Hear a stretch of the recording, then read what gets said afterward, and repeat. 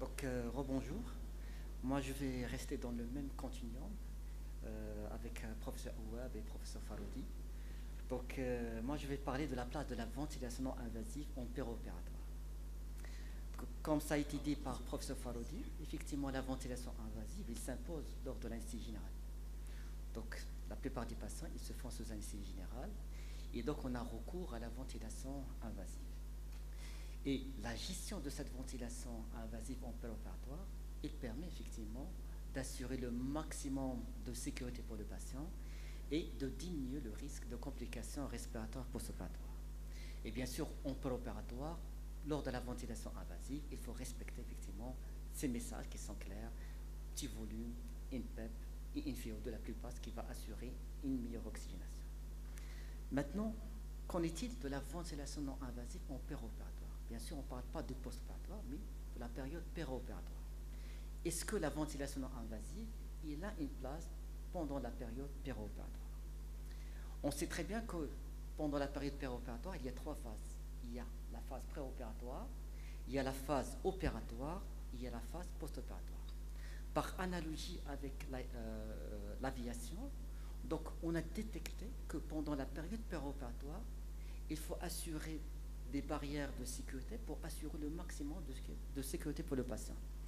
Mais entre ces trois phases, il y a deux phases où il faut être augmenté de vigilance parce que ce sont des phases qui sont des phases à risque. Là où on peut avoir le maximum d'événements indésirables. C'est entre la période préopératoire et la période opératoire. Et deuxièmement, il faut renforcer la vigilance entre la période opératoire et la période post-opératoire. Maintenant, on sait très bien que la ventilation non invasive, il a une place pendant la période post-opératoire. Je pense la littérature elle est claire et il a la place surtout dans les chirurgies à haut risque, c'est-à-dire la chirurgie cardiaque, la chirurgie thoracique, la chirurgie digestive, la chirurgie vasculaire. Là, on n'est pas, c'est-à-dire c'est pas la peine de confirmer ça parce que tout le monde fait la ventilation non invasive en post-opératoire et la littérature est riche. Et quand on instaure la ventilation non invasive en post-opératoire, c'est pour deux buts. Soit dans un but thérapeutique, c'est-à-dire c'est un patient qui en post-opératoire va présenter une insuffisance respiratoire aiguë post-opératoire, soit une hypoxémie, soit une décompensation d'une insuffisance cardiaque, ou un patient qui va présenter une hypoxémie suite à une atelectasie. Et comme ça a été dit par professeur Awad et ça a été confirmé par professeur Faroudi, presque tous les patients sous anesthésie générale vont développer des atelectasies. Et parfois, c'est des atelectasies qui passent inaperçues, mais parfois, c'est des atelectasies qui peuvent être responsables d'une hypoxie post-opératoire et qui va nécessiter effectivement une prise en charge thérapeutique. Maintenant, l'important de la ventilation non invasive en post-opératoire, c'est dans un but prophylactique. C'est-à-dire je dois appliquer la ventilation non invasive en post-opératoire d'une manière précoce pour prévenir les complications respiratoires post-opératoires. Et effectivement, la plupart des études ont montré qu'en quoi la ventilation non invasive, elle permet de diminuer le risque de développement des atelectasies. Donc, elle permet de diminuer le risque de recours à la ventilation ou à la réintubation en cas d'échec d'extubation post-opératoire. Il permet d'une manière générale de réduire le taux ou l'incidence des complications respiratoires post-opératoires, quelles que soient ces complications. Et la ventilation non invasive en post-opératoire, il permet de réduire l'incidence de la décompensation cardiaque droite, c'est-à-dire l'insuffisance cardiaque post-opératoire. Et plusieurs études ont montré qu'en quoi la ventilation non invasive, quand il est appliqué en post-opératoire, il permet même de diminuer la mortalité. Donc, c'est clair, la ventilation non invasive en post-opératoire, il a sa place. Maintenant, qu'en est-il de la période préopératoire? Donc, on a compris avec le professeur Faroudi qu'en quoi la ventilation invasive, presque on doit l'appliquer pendant l'addiction tout le temps, d'accord? Quand il s'agit bien sûr de l'anesthésie générale. Et elle a une place essentiellement pour assurer la préoxygénation lors de l'induction. Et effectivement, comme ça a été dit par professeur Faroudi, quand on assure une ventilation ou une préoxygénation avec 100% de VO2, qu'est-ce qu'on va entraîner? Oui, on va augmenter peut-être la PaO2, mais automatiquement, on va fermer les alvéoles et automatiquement, on va créer des atelectasies avant même d'intuber le patient. Et c'est pour cela, quand on applique des FiO2 élevés qui vont entraîner un collapsus de dénitrogénation, pour au moins prévenir ce collapsus, il faut garder d'une manière mécanique, en appliquant une pression au niveau des alvéoles, pour maintenir ces alvéoles ouverts. C'est la PEP. Et donc la ventilation non invasive préopératoire, c'est-à-dire lors de la préoxygénation, permet d'assurer une prévention des atelectasies. En même temps, il permet de prolonger le taux d'apnée sans hypoxie. Et dans le même concept, c'est-à-dire qu'on pourra appliquer le même concept en réanimation, parce qu'en réanimation, c'est pire. Parce qu'en réanimation, les patients qui vont lister le recours à l'intubation et à l'anesthésie générale, généralement, c'est des patients qui sont en défaillance multiviscérale, c'est des patients qui sont en insuffisance respiratoire. Et donc, on part déjà sur une hypoxie, et lors de l'induction, lors de l'intubation, on peut avoir des arrêts cardiaques hypoxiques. C'est pour cela qu'il faut prévenir ça par une préoxygénation, soit par la ventilation non invasive, soit par l'oxygénothérapie à haut débit. Et donc, les études ont montré qu'en quoi, quand on assure en réanimation, par exemple, la préoxygénation par la VNI ou par l'oxygénothérapie à haut débit, ça permet de diminuer l'incidence des hypoxies, mais la ventilation non invasive fait mieux que l'oxygénothérapie à haut débit. Maintenant, oui, la ventilation non invasive, elle a une place en post-opératoire et elle a une place en préopératoire. Qu'est-ce que vous pensez par rapport au préopératoire? Est-ce que la ventilation non invasive, on pourra l'appliquer en préopératoire? À votre avis, est-ce qu'on pourra l'appliquer? Non. Non. Oui. Non. Quand il s'agit d'anesthésie générale, mais sachez que pour certains patients qui sont dans un état respiratoire précaire, par exemple les PPCO, et qui ont une insuffisance respiratoire chronique, et chez qui on opte pour une anesthésie locale-régionale, mais ils ne sont pas bien sur le plan respiratoire, à ce moment-là, on pourra associer en post-opératoire, effectivement, l'anesthésie locale-régionale, par exemple une rachianesthésie, associée à une ventilation invasive. Et à ce moment-là, on pourra gérer la période préopératoire. Et je vous donne un exemple qui est très fréquent. Par exemple, un patient qui vient pour une insuffisance rénale aiguë avec un OAP, et chez qui, d'origine obstructive, et chez qui les néphrologues vous disent non, il n'y a pas d'indication à la dièse, il faut aller libérer les uretères, et qu'on adresse pour les urologues, ils vont essayer de faire la néphrostomie. Alors que le patient, il respire mal, il est hypoxique, il est en CPOAP. Sachez qu'on pourra gérer sa situation en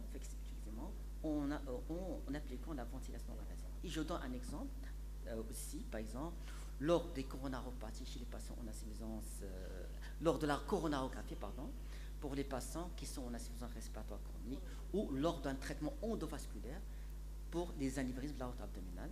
Donc, dans ces situations, pensez à la ventilation invasive, soit la ventilation invasive proprement dit, soit par l'oxygénothérapie à haut débit. Sauf dans ces situations où on va opter pour une ventilation non invasive pendant en préopératoire chez des patients qui sont instables. Attention à l'estomac. Il faut toujours s'assurer que le patient n'a pas un estomac plein, et à ce moment-là, on pourra citer par l'échographie, c'est-à-dire il suffit de mettre, si l'échographie est disponible, on pourra mettre la sonde au niveau de l'abdomen et s'assurer que l'estomac n'est pas plein. Et s'il est plein, bien sûr, il faut prendre toutes les précautions. Donc il faut mettre une sonde gastrique, vider l'estomac avant d'instaurer la ventilation invasive, sinon le risque c'est d'inhalation. Maintenant, on a décidé qu'en quoi la ventilation invasive, il a une place en préopératoire, en péropératoire et en postopératoire. Donc qu'est-ce qu'on doit faire sur le plan pratique? On décide d'appliquer la ventilation invasive. Premièrement, il faut respecter certaines règles. Premièrement, le patient il doit être bien monitoré. Deuxièmement, le patient, il vaut mieux qu'il soit en position 30 degrés pour libérer effectivement le diaphragme. Troisièmement, il faut bien expliquer au patient. Il faut l'informer sur effectivement l'intérêt de cette ventilation non invasive pour qu'il adhère mieux à à cette thérapeutique. Et il faut choisir l'interface. C'est vrai que la plupart du temps, on choisit le masque nasofacial, mais sachez que normalement, chaque patient, il s'adapte à un type de masque ou d'interface. Et c'est pour ça que normalement, dans la vraie vie, on doit avoir un jeu d'interface et chaque patient, il pourra choisir son interface qui lui convient. Mais généralement, dans notre pratique, on opte pour le masque nasofacial. Par la suite, on doit choisir quel mode ventilatoire. Et il y a 2 modes ventilatoires. Puis, il faut régler les paramètres. Une fois on règle les paramètres, il faut prendre le masque et l'appliquer sur le patient, mais sans que le masque ne soit appliqué ou connecté à la machine. Toujours mettez le masque sans qu'il ne soit connecté à la machine. Comme ça, le patient, il va s'habituer à la mise en place de masque sans pression positive, parce que quand les patients sont claustrophobes, ou quand on va appliquer une pression positive rapidement, donc il se peut que le patient n'adhère pas, et donc il pourra refuser effectivement cette thérapeutique. Toujours, on met le masque avant de connecter la machine au masque. Et puis, on applique la pression, mais quand on va appliquer la pression, il faut aller doucement. C'est-à-dire, on commence par des petites pressions, puis on augmente progressivement le temps que le patient s'habitue à des pressions. Maintenant, quel mode ventilatoire on va appliquer dans la ventilation invasive? Grosso modo, il y a 2 modes. Donc, il y a la CPAP, et dans la CPAP, qu'est-ce qu'on va faire? C'est-à-dire, dans la CPAP, on va appliquer une pression positive durant tout le cycle ventilatoire, c'est-à-dire pendant l'inspiration et pendant l'expiration. C'est-à-dire tout simplement que le patient va respirer à une pression positive. Et quand il va respirer à des pressions positives, on va essayer d'appliquer une pression qui va maintenir les alvéoles ouverts, et donc ça permet effectivement de prévenir la constitution de collapse alvéolaire et la formation des atelectasies. Ça ne sait pas, puisqu'on ne va pas appliquer une aide inspiratoire, il est valable surtout pour les patients qui n'ont pas de problème dans le travail respiratoire, c'est-à-dire par exemple les patients qui présentent une décompensation cardiaque. Par exemple, lors de l'OAP, et je vous donne l'exemple, hier on avait reçu un patient qui a présenté une hypoxie post-opératoire. C'est Younes qui avait pris en charge ce patient. Donc c'est un patient qui a été opéré en urgence pour un éclatement de globe.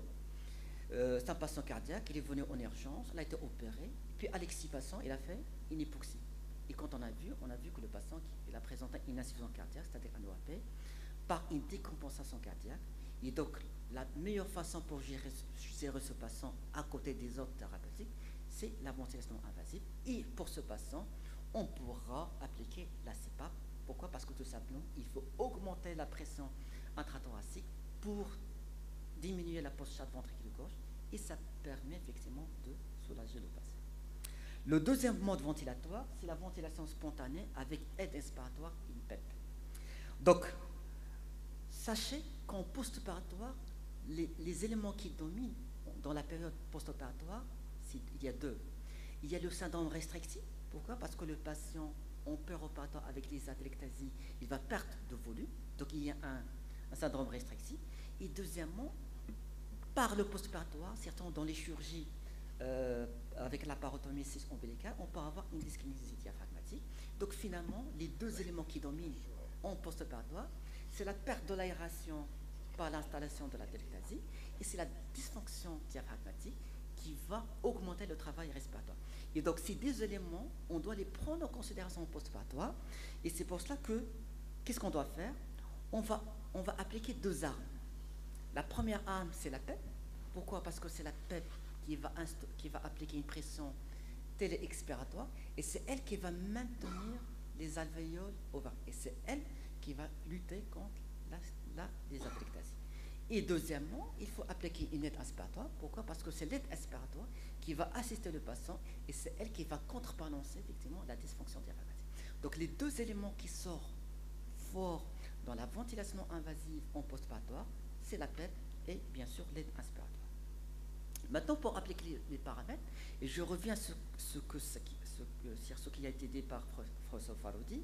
Donc dans la ventilation invasive, il faut appliquer une FiO2 en fonction des objectifs, et cette FiO2 doit être la plus basse possible pour avoir une saturation correcte, une période correcte, et pour éviter l'hypoxémie et l'hyperoxie.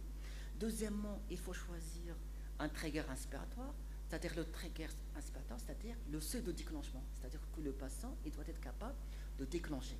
Mais ce trigger, il ne doit pas être trop élevé, il ne doit pas être trop bas. Parce que quand il est trop élevé ou trop bas, ça déclenche effectivement une asynchronie. Et généralement, on commence par 2 litres par minute. Troisièmement, il faut choisir la pente.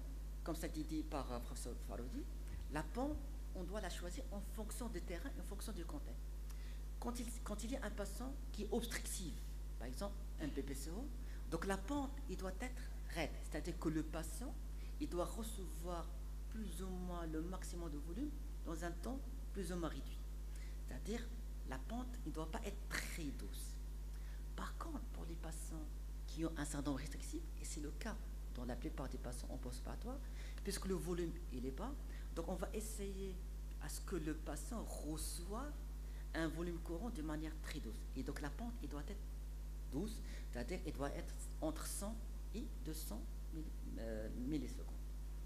L'aide inspiratoire, il doit être adapté, d'accord? On commence toujours progressivement et on remonte en fonction de la réponse du patient. Et un élément important, c'est le cyclage. C'est quoi le cyclage? C'est-à-dire le cyclage expiratoire. Le cyclage expiratoire, c'est le trigger à partir duquel l'appareil va dire ah, donc l'inspiration, il est fini, et donc on doit passer au cycle suivant, c'est-à-dire à l'expiration. Maintenant, ce cyclage, il doit être adapté, il doit prendre en considération le contexte post-opératoire. Parce que dans le syndrome restrictif, qu'est-ce qu'on va faire? Donc, contrairement quand on a un syndrome obstructif, où il faut réduire le temps inspiratoire et prolonger plutôt le temps expiratoire, dans le post-opératoire, on doit faire le contraire. C'est-à-dire qu'on doit faire de la manière à ce que le trigger cyclique soit prolongé pour prolonger le temps aspiratoire et réduire le temps expiratoire pour assurer un recrutement alvéolaire. Et bien sûr, la PEP. La PEP, il est obligatoire parce que c'est elle qui va maintenir une ouverture des alvéoles et c'est elle qui va diminuer effectivement l'importance du strain pulmonaire. Et donc la PEP, là aussi, on doit commencer progressivement et on doit surveiller effectivement notre driving pressure. Maintenant, dans certaines situations particulières, par exemple en cas de décompensation de PPCO, c'est-à-dire un patient post-opératoire qui présente décompensation de PPCO, chez ce patient, il faut faire le contraire, c'est-à-dire plutôt, il faut réduire le temps inspiratoire et prolonger le temps expiratoire. Et il faut toujours appliquer une PEP de telle façon à ce que cette PEP contrebalance l'autopep, parce que l'autopep, c'est elle qui va augmenter le travail respiratoire, parce qu'il faut imaginer un patient qui a une autopep, donc qu'est-ce qu'il doit faire? Pendant l'inspiration, il doit faire un grand effort pour ramener la pression à 1,0 avant qu'il ne déclenche vraiment une aspiration. Donc finalement, c'est un effort important. C'est pour ça qu'on doit contrebalancer cette autopep par l'application d'une PEP. Et pour les patients qui présentent par exemple un syndrome restrictif, on doit faire le contraire, c'est-à-dire plutôt il faut prolonger le temps aspiratoire par rapport au temps expiratoire. Maintenant, on a réglé les paramètres, on a appliqué la ventilation. Qu'est-ce qu'il faut faire après? Est-ce qu'on doit lâcher le patient? Non, il faut rester devant le patient parce qu'il faut continuer à monitorer le patient pour s'assurer, premièrement, qu'on est efficace, qu'il y a une tolérance, que le patient tolère sa ventilation invasive, qu'il y a une synchronisation, une symbiose entre la machine et le patient, et quatrièmement, pour s'assurer qu'il n'y a pas de fuite. Parce que l'ennemi numéro 1 de la ventilation invasive, c'est les fuites. Quand il y a des fuites, tout ce qu'on va donner va se perdre, parce que finalement, c'est une ventilation à pression, et quand il y a des fuites, donc il n'y a plus d'application de pression, et donc tout ce qu'on va gagner, on va le perdre avec les fuites. Donc, comment on va instaurer cette surveillance ou ce monitorage? Premièrement, ce monitorage doit être clinique, c'est-à-dire une fois que j'applique la ventilation, on doit rester pendant quelques minutes devant le patient pour voir comment il se comporte avec ce mode ventilatoire. Et il s'assurer que le patient il est confortable, que le volume, qu'il tolère l'interface, qu'il n'est pas dyspnique, que sa fréquence respiratoire il se stabilise. Et on pourra faire une gazométrie pour voir est-ce que le patient améliore sa PaO2 ou pas.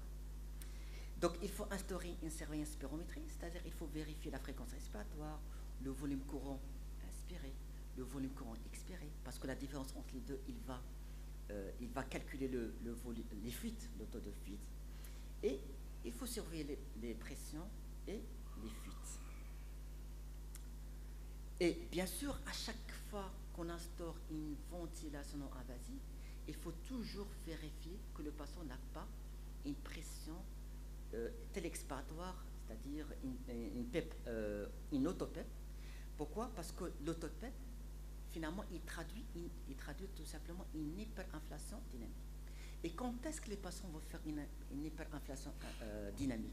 C'est quand, soit que le patient il est obstructif, c'est-à-dire qu'il y a une gêne à l'expiration, donc il aura un piégeage d'air, ou tout simplement quand on applique trop d'aide inspiratoire. Quand on applique trop d'aide inspiratoire, donc automatiquement le patient va recevoir un volume courant important, et donc le patient n'aura pas assez de temps pour se débarrasser de ce volume courant pendant l'expiration. Et donc on aura toujours un piégeage d'air, et cette piégeage d'air va générer une autopep, et cette autopep va engendrer effectivement une augmentation de travail respiratoire. Maintenant, comment on va détecter cette autopep? Il faut regarder les courbes. Et quand on regarde les courbes, il faut regarder surtout la courbe de débit ventilatoire. Et si vous voyez, par exemple, pour un patient qui n'a pas d'autopep, quand on voit le débit, d'accord, donc à l'insufflation, le débit il est positif, mais à l'expiration, le débit est inverse. Mais si vous voyez, à la fin d'expiration, donc la courbe, il vient au niveau 0. Cela veut dire qu'il n'y a pas d'autopep. Mais vous voyez, du côté droit, quand on a cet aspect, c'est-à-dire à la fin d'expiration, la courbe ne revient pas au point 0. Cela veut dire que le patient il a une autopep. Et à ce moment-là, je me pose la question, pourquoi ce patient il a une autopep? Soit il est obstructif, donc soit obstructif, c'est-à-dire dans le cas du postparatoire, est-ce que le patient ne fait pas un syndrome interstitiel au rapport avec une décompensation ventriculaire? Ça sera un OAP. Ou tout simplement, c'est un patient qui est BPCO asthmatique, donc il a un bronchospasme. Ou tout simplement, de manière iatrogène, j'ai appliqué beaucoup d'aide inspiratoire. Et donc, finalement, c'est moi qui ai créé cette autopep. Et donc, je peux régler le problème en fonction des mécanismes les plus probables. Comment lutter contre cette autopep? C'est l'application de la PEP, parce que cette PEP, il va permettre d'égaliser cette pression, et donc le patient, il pourra respirer plus tranquillement. Un autre moyen de méthoras qui commence à parler de lui-même, c'est grâce à l'arrivée, effectivement, de l'échographie.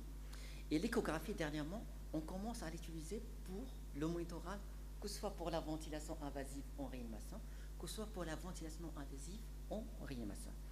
Et quel est le rôle de l'échographie? C'est que, comme on l'a dit, en post-opératoire, on a deux problèmes. Le premier problème, c'est un problème de travail respiratoire lié à la dyskinésie diaphragmatique. Donc, on doit voir qu'est-ce qui se passe au niveau de la cinétique diaphragmatique. Et cette cinétique diaphragmatique, on pourra la visualiser, on pourra la quantifier par l'échographie. Et deuxièmement, puisqu'on parle de collapsie, d'atelectasie, c'est-à-dire qu'il y a une perte d'aération. Et donc cette perte d'aération, on pourra là aussi la visualiser et la quantifier par l'échographie. Et c'est pour ça que dernièrement, l'échographie s'impose comme un moyen de monitorage de l'efficacité de la ventilation invasive. Et effectivement, si on prend un poumon et si on les divise chaque poumon en six zones, donc on pourra voir si on a des artefacts de type A, c'est-à-dire le profil A, c'est-à-dire on a des lignes A, ou quelques lignes B, ce sont des lignes verticales qui viennent de la ligne pleurale, on va dire, le patient, il a un poumon bien aéré. Donc c'est un profil A, c'est-à-dire c'est un poumon qui est normal.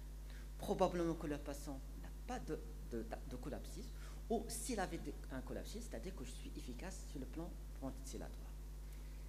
Et une fois le patient, il commence à faire apparaître des lignes B, d'accord? Et qui commence à prendre de l'espace par rapport à la ligne pleurale.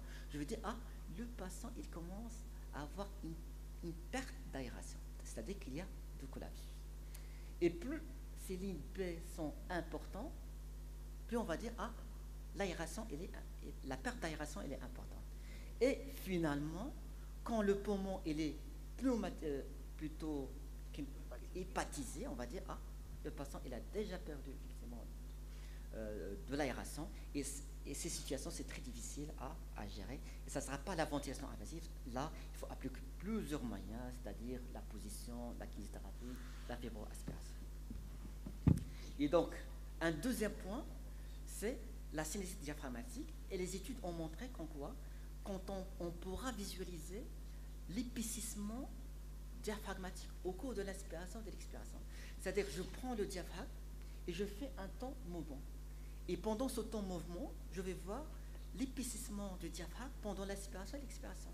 Et je vais prendre là le diamètre à l'inspiration et le diamètre à l'expiration. Et à ce moment-là, je peux les comparer et je peux calculer ce qu'on appelle la fraction d'épaississement. Et plus cette fraction d'épaississement est importante, plus je vais dire, ah, le patient, il a une perte d'aération importante. Donc voilà ces deux éléments échographiques qui s'ajoutent au monitorage habituel qu'on pourra instaurer pour les patients d'ORIMAS. Enfin, donc j'aimerais finir par un point. Une fois on instaure une ventilation invasive, et à chaque fois que le patient présente un problème, il faut s'arrêter, prendre quelques secondes et réfléchir. Et pour réfléchir, il faut avoir un raisonnement. C'est-à-dire par quoi il faut commencer et par quoi il faut se terminer. Une fois le patient il n'est pas bien, donc la première question qu'il faut se poser, est-ce que le patient il tolère l'interface? S'il ne tolère pas l'interface, ou si l'interface il est trop serrée, ou s'il n'est pas adapté par rapport à ça, donc il y aura un échec total. Donc c'est pour cela qu'on ne peut pas exceller dans la ventilation invasive si on n'a pas un jeu d'interface, et pour chaque interface on doit avoir plusieurs tailles. Donc, la première chose pour assurer la réussite de la ventilation invasive, c'est qu'il faut avoir des interfaces adaptées au patient. Une fois que j'élimine ce problème, à ce moment-là, je dois chercher ce qu'il y a des fuites. Bien sûr, s'il y a des fuites, on ne pourra plus raisonner. Donc, s'il y a des fuites, il faut régler le problème des fuites et voir pourquoi le patient il a des fuites. Donc, soit que le masque n'est pas adapté parce qu'il est de grande taille, soit qu'il n'est pas suffisamment serré, mais il ne faut pas trop serrer le masque, soit tout simplement que les pressions sont importantes et donc finalement il y a une fuite et à ce moment il faut les adapter. Une fois on élimine la fuite, c'est à ce moment-là qu'on doit s'assurer que le patient n'a pas une obstruction. Soit une obstruction externe parce que un tuyau qui est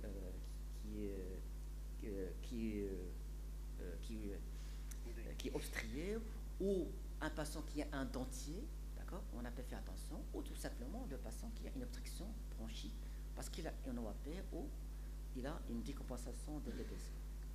Une fois on élimine cette obstruction, on l'arrête, c'est à ce moment-là on doit vérifier que le patient il reçoit le volume courant suffisant. Et s'il ne reçoit pas assez de volume, à ce moment-là je vais dire pourquoi. Donc soit que les pressions ne sont pas optimales, soit que l'aide inspiratoire il est insuffisant. À ce moment-là, je peux augmenter l'aide inspiratoire. Et ce n'est qu'au dernier lieu que je veux penser à la synchronie, c'est-à-dire la désynchronisation entre le patient et la machine.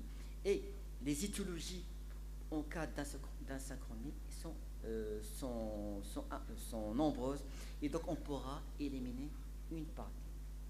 Donc au total, je peux dire que la VINI il a sa place en préopératoire, que ce soit en post-opératoire, que ce soit en préopératoire, mais il ne faut pas oublier dans une situation difficile pour les patients qui sont borderline sur le plan respiratoire de l'appliquer même en préopératoire en éliminant bien sûr que le patient présente un estomac plein pour éviter les micro-inhalations. Donc il peut être appliqué dans un but thérapeutique mais surtout prophylactique, c'est ça le message. Donc la VINI c'est un moyen, c'est un outil qui permet de réduire la morbimortalité, mais on doit l'appliquer le plus précocement possible et le plus tôt possible pour prévenir les complications. Il vaut mieux prévenir que courir devant les complications, surtout dans les chirurgies à haut risque.